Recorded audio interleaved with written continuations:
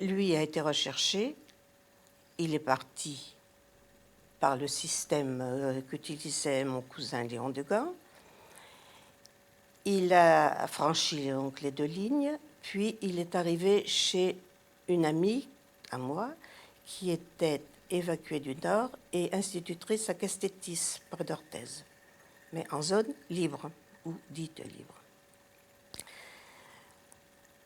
Moi, j'ai continué à faire mon travail d'institutrice, continue aussi le petit travail de renseignement, si l'on peut dire, et d'aide à ces soldats qu'on pouvait donc faire passer de l'autre côté. Mais un beau jour, la Gestapo, la voiture noire à rouge jaune, avec 3 messieurs et une dame, m'attendait à la sortie de l'école à 11h30. La directrice, qui était aussi des nôtres, a voulu que je file par le fond de la cour et la porte qui donnait dans l'autre rue. Je n'ai pas voulu parce que je me suis dit qu'il m'avait vu faisant sortir mes élèves et que par conséquent, s'il me recherchait, les autres en pâtiraient. Donc j'ai pris ma bicyclette, puis je suis partie comme tout naturellement. La voiture s'est mise en route, m'a suivie. Seulement, eux ne connaissaient pas très bien l'endroit, moi si. Je savais qu'entre 2 rangées de corons, il y avait un passage pour une bicyclette, mais pas pour une voiture. J'ai donc filé entre ces 2 corons, à travers champs, et je suis arrivée chez mon cousin. Je lui ai dit, maintenant, Léon, c'est à moi de partir.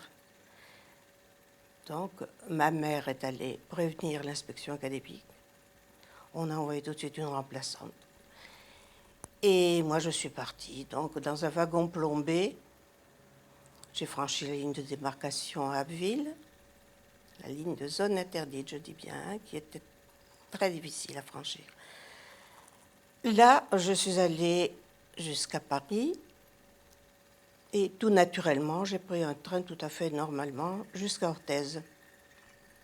Mais à Orthez, il a fallu que j'échappe au contrôle. J'ai réussi à m'échapper justement par la porte, une petite porte. Je n'ai pas suivi la sortie des voyageurs et je suis allée chez des personnes qu'on m'avait indiquées qui ont contacté mon ami qui s'est arrangé pour que je puisse franchir la ligne de démarcation. Je vais vous dire comment, en offrant une bouteille de pastis à un vieux soldat allemand. Voilà.